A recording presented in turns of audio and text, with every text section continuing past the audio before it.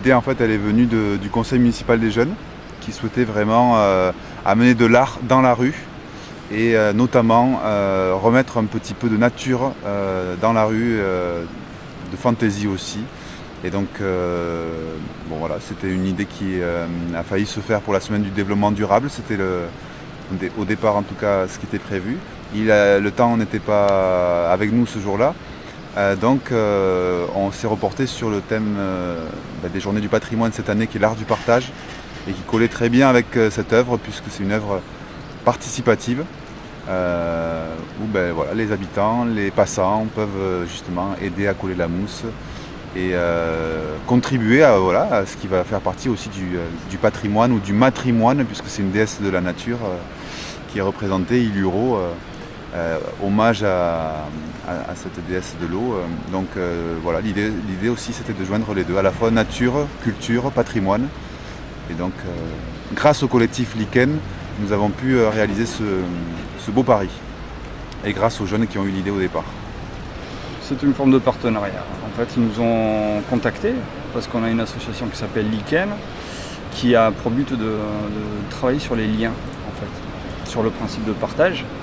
Et nous utilisons l'art en règle générale pour faire passer des messages de type environnemental. En fait, c'est une association environnementale. Donc le partenariat, il s'est fait assez naturellement. Ils nous ont contactés en connaissant notre technique d'art. Et à partir de là, on a proposé un visuel en rapport avec l'environnement oloronais, de l'eau, des poissons, des arbres. On parle surtout dans cette thématique-là.